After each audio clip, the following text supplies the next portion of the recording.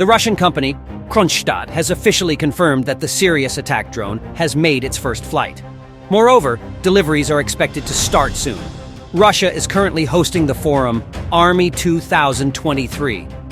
Representatives of the Kronstadt company said that the drone took to the skies for the first time, but a series of flight tests are still ongoing.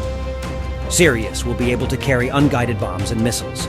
The maritime version of the drone will be used for search and rescue operations and act as an aerial reconnaissance platform.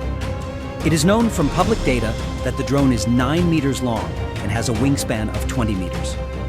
The maximum takeoff weight is 2.5 tons, and the cruising speed is 180 kilometers per hour. Deliveries of Sirius drones are due to begin by the end of 2023.